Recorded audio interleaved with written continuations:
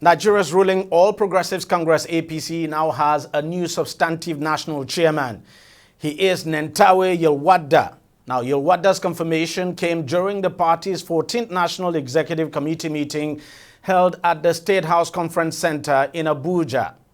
The 56-year-old from Plateau State succeeds Abdullahi Ganduje, who resigned from the position now in June, citing health reasons. President Bola Tinubu, who presided over the NEC meeting, formally acknowledged Nentawe Yilwatda's appointment and asked him to provide effective leadership and foster renewed unity within the APC. In response, Yilwatda, who currently serves as Minister of Humanitarian Affairs and Social Development, pledged to reposition the party and reinforce internal democracy.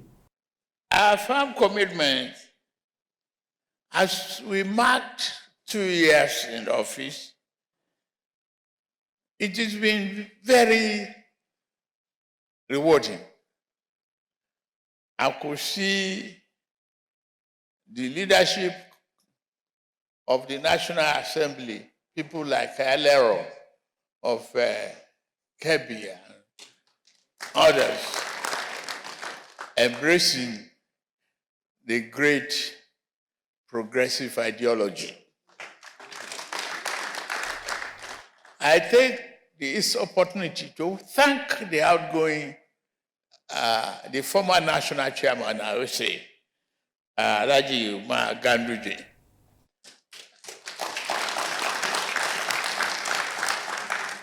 I gave him an assignment on the formation of a progressive doctrine that the new chairman, the Progressive Institute, I think National Secretary will help to revitalize that and coordinate. And we can still take him as a consultant for the work with the new chairman to do that. Let me thank you also for picking me among millions of members of this party. And the party will see me good enough and responsible enough to take this party to the next level. I do not take this mandate for granted. I want to accept it with gratitude and with my full heart and full mind to work together with you to build the party, knowing that all of us here are the mechanics of the party, and the party is our vehicle, and we'll fix it and move it to our destination of choice. I pledge, without hesitation, that I will work with everybody in the party, I'll unite the party, I'll build the party, I'll expand the party with you as the focus and the building block and the support that I will require to drive the party as needed by all of us so that we can fulfill the dream of Nigerians who have reposed their hope in the Renew Hope agenda. Lastly, I'll trust and look up to the leadership of the party, members of the party, and all of you seated here for us to fulfill the dream that Nigerians have on the APC. Now, Yilwatda is a former lecturer at the Federal University of Agriculture, Makurdi. He had also served as a resident electoral commissioner for the Independent National Electoral Commission, INEC, between 2017 and 2021, overseeing elections in Benue, Anambra, Osun, Rivers, and Cross River states. In 2023, he served as the coordinator of the Tinubu-Shettima presidential campaign in Plateau State and also contested the governorship election on the APC platform. Although he lost the election to the candidate of the People's Democratic Party, PDP, President Tinubu later named him Minister of Humanitarian Affairs and Social Development. Joining me now to talk more on the new APC leadership is Kasima Fegwa, who is a chieftain of the party and a political analyst. Mr. Fegwa, thank you very much for coming on the program. In your own analysis, why do you think he was chosen? I mean, Nentawe Yilwatda now was chosen as the chairman of the APC, because his name didn't feature prominently in the build-up to that NEC meeting? Well, for those of you who are outsiders, yes, but for those of us who are insiders, we knew that such a personality was being cultivated to take over the mantle of leadership of the APC. We needed a breath of fresh air.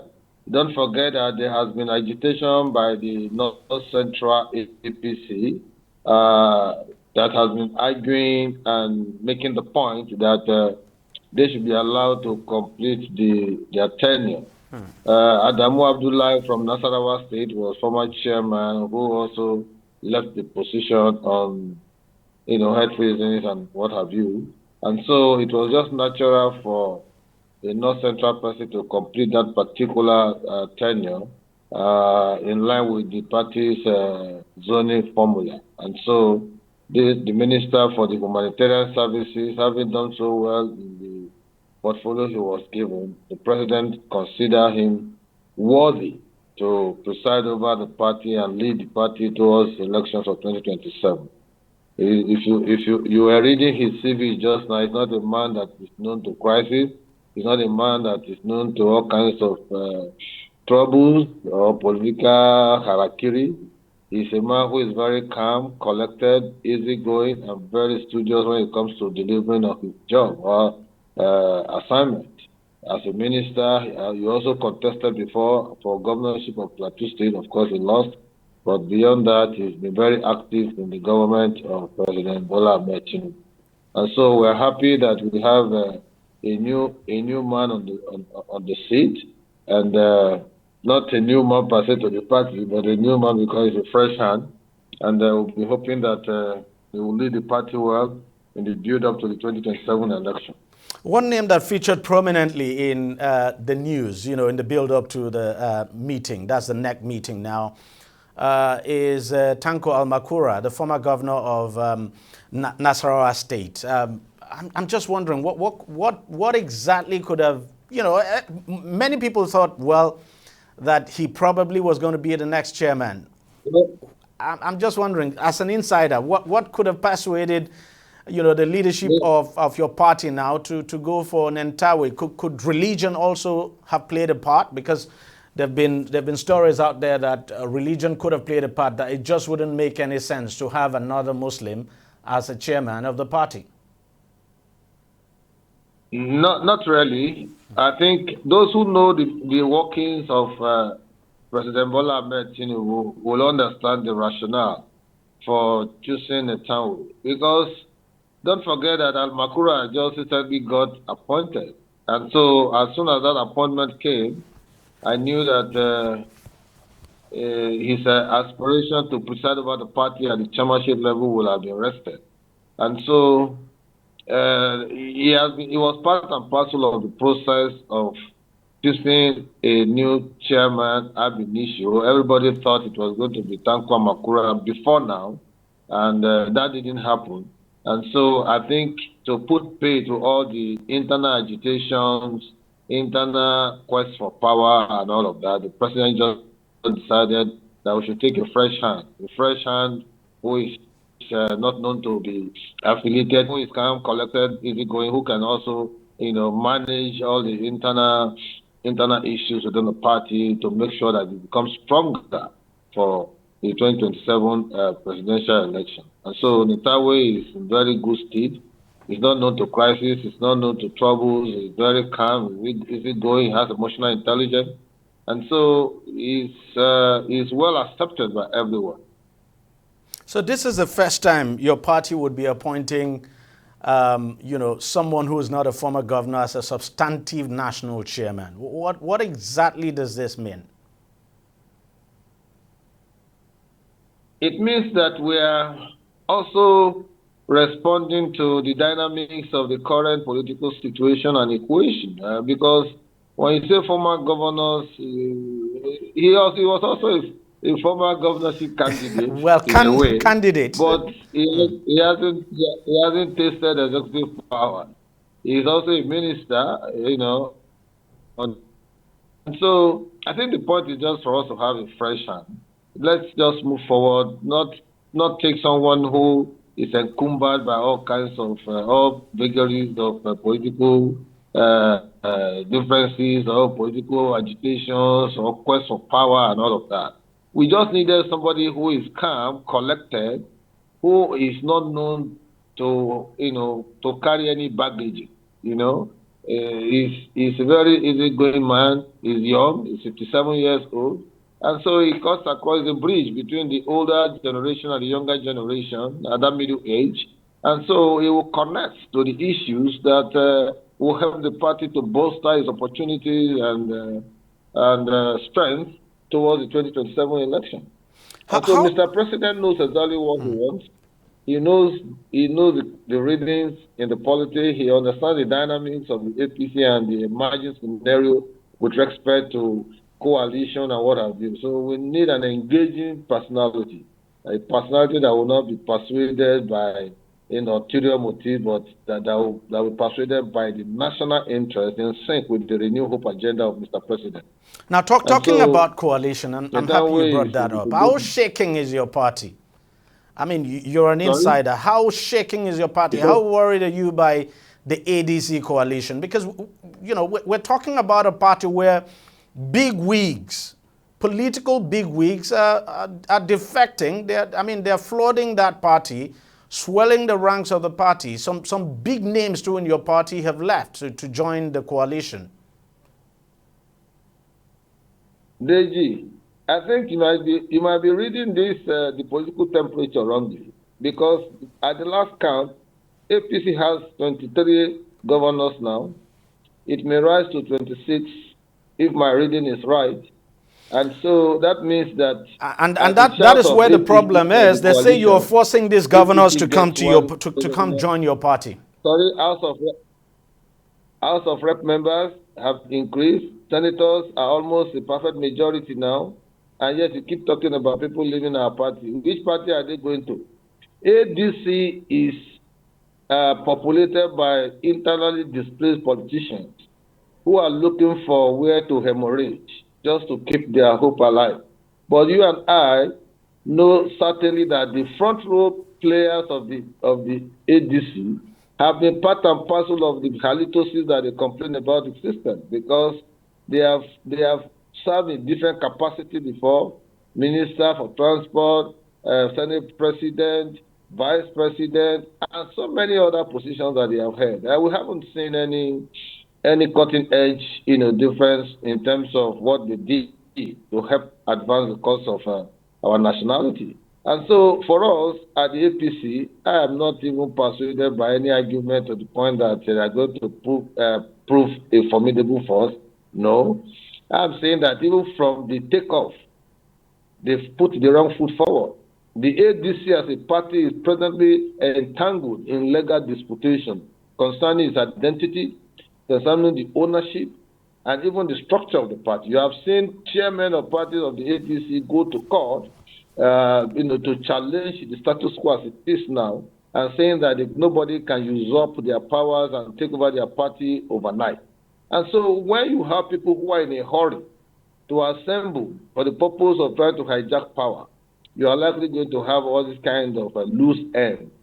And so I am not in any way worried. APC is very solid. APC is very organized. But for the first time, we are having a politician who knows his onions as the president of the country, a man who fought for democracy, who has been out there shouting about democracy.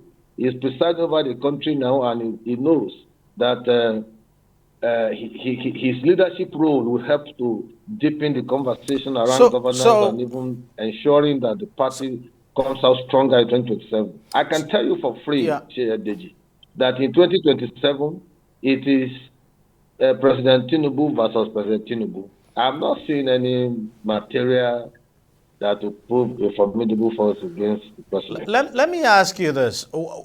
How would you respond to accusations that some of the governors who are coming to your party, like two of the PDP governors that have come to your party now, and the others that you said you expect to join, that they are being forced to do so, that they're not doing so out of their own free will, that it's all a design to turn the country into a one-party state, and that if not for the ADC coalition, we probably will be talking about a one-party state now. That your party, the presidency, is sort of coercing this opposition governors now to come to your fold.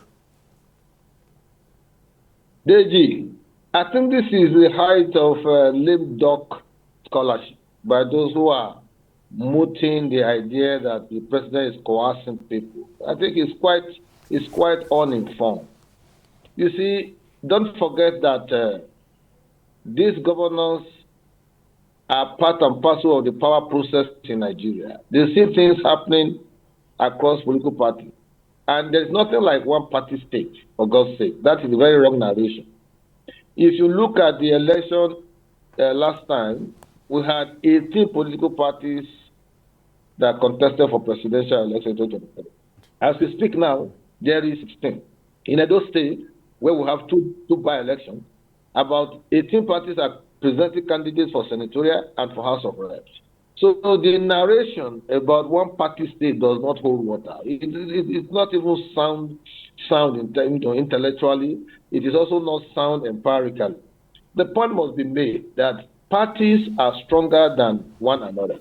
The APC has been able to put its act together, run a very seamless structure and administration to the extent that other parties that are brought in crisis are seeing the APC as a veritable platform to champion and further their own aspirations.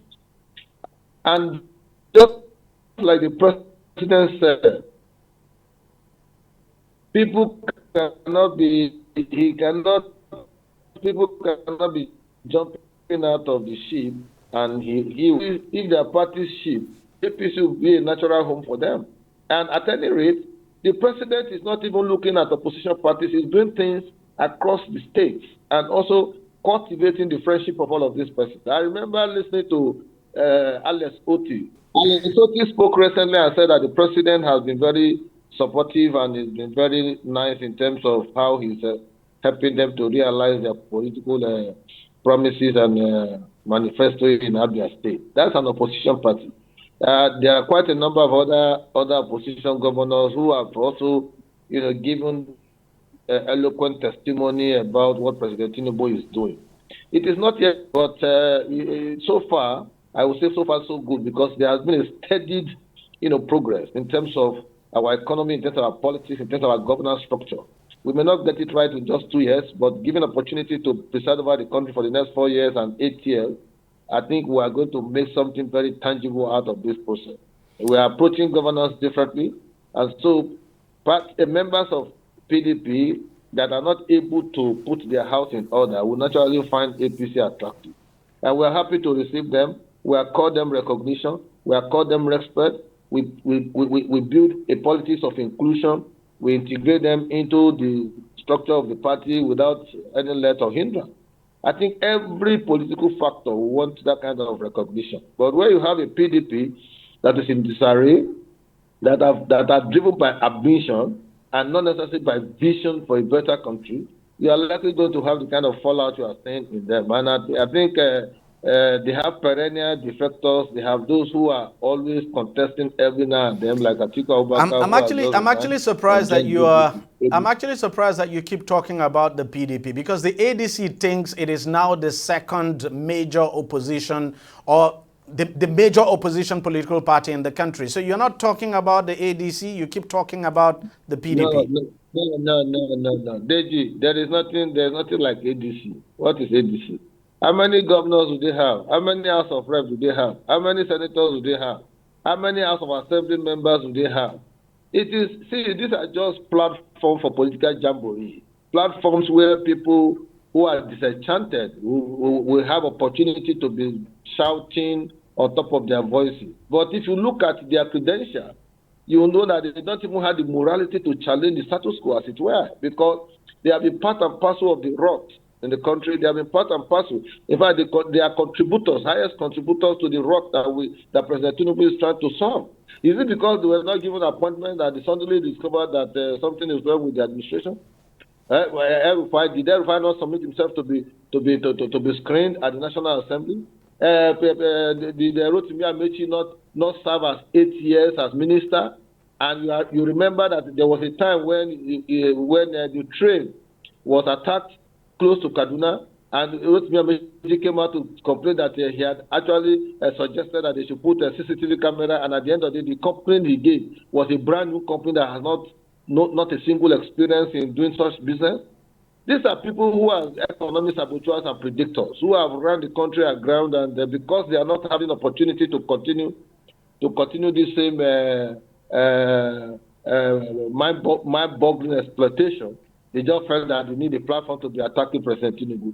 And we are not dissuaded, we are not persuaded, we are not losing sleep over ADC. What is ADC? There's no party like ADC. And just like Bala Mohammed said, the governor of PDP for Bauchi State, he said, how can you be defecting from PDP to a party that has no office? They don't even have an office. That's how ridiculous it has become. Let me ask you this final question before I let you go. There are reports, unconfirmed, that there's a likelihood that the former governor of Kano State, Kwankwaso, could be joining the APC. But just recently, he received thousands of APC defectors, thousands of APC members now in Kano State defected to the NNPP. That's the party that he belongs to at the moment in Kano. And, at that gathering, he actually criticized the APC and criticized the government as not doing enough for the North.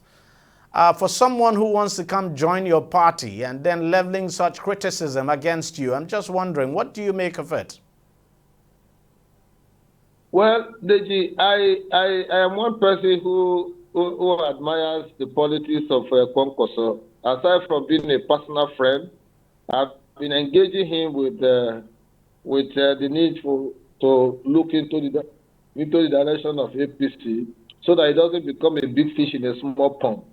I want him to be a big fish in a big pond of the APC so that he can champion his political aspiration further in a more concentric manner. Criticism is not a thing we run away from in APC.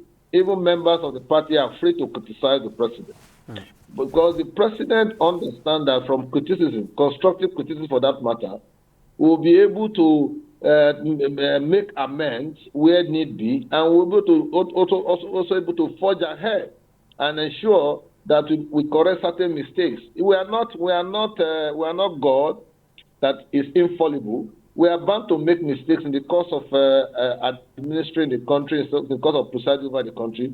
President Tinubu has repeatedly said that he will naturally, take corrections when necessary if he sees ideas that are more flourishing than the one he's putting forward. And that is the hallmark of leadership. So Kwankwaso has a right to make his opinion known. He doesn't take away anything from us. If he still wants to join us, like I've told him repeatedly, he will definitely join us, and it will help to enrich, the membership drive of the APC towards the 2027 election. Don't forget that he contested last 2023. The President Tinubu defeated him. That is not in doubt.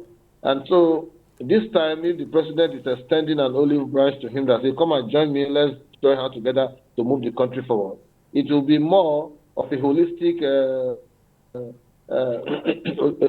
offer to help, move the country forward as a national or any self-serving interest. And Kwankwaso understands this dynamic so well. I keep engaging him from time to time, and I'm looking forward to his joining the APC. And if he doesn't want to join, no problem. We are not afraid of anybody. We are in charge. We have 23 governors. Maybe they will rise to 25, 26. We have about super majority in the Senate. We have almost majority now in the House of Reps. And so those are platforms for campaign. Those are platforms for getting more membership into your fold. When you go to the states across the country, we have House of Reps and House of Assembly members. We have political appointees and all of that. So what we need to do is to consolidate. And we have just started by the appointment of this new substantive chairman from Plateau State, who understand the dynamics of, what it requires to move the party forward, especially approaching the election year of 2027, when so many factors will be at play. So he will be able to collate all the centripetal and the centrifugal forces to strike the right chord and build on the intricate logic that forms, the political contestations across all the states of the Federation. So for me, APC is in good hand. It is, and like I told you, it's going to be President Tinubu versus President Tinubu.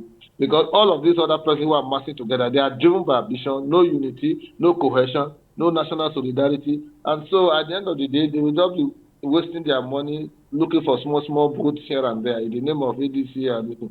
Can't you see how they try to be clever by half? The APC, they say APC is not good, but they went and took a part that is ADC, almost like similarity in terms of the phonemes. So we know what they are up to. They are crying in the wilderness. They want us to hear that they are crying. We have heard them. We say good luck to them, but definitely they are not enough. They don't have enough strength or stamina to withstand the onslaught of the APC. When the game fully starts, like early next year, you will see. They say when John will mature, everybody will know in level. But are you not worried that too many politicians are coming into your party? You talked about the majority. I mean, you're almost achieving 2/3 majority in the Senate. In the House of Reps, you have some sort of overwhelming majority, and now you have 23 governors. You're looking at the possibility of that number growing to 26. When you have so many politicians come into your party like this, don't you think things might become very difficult to manage? And at the end of the day, when everybody doesn't get what they want, things might just go awry, and then you could find yourself in a situation where many of them will begin to find their way back to where they came from.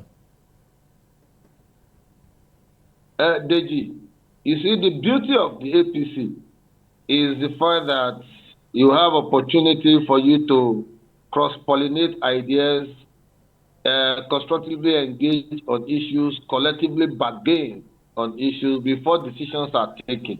You see, I was telling someone just about 2 days back that you need to get your governance structure right as well as your political structure.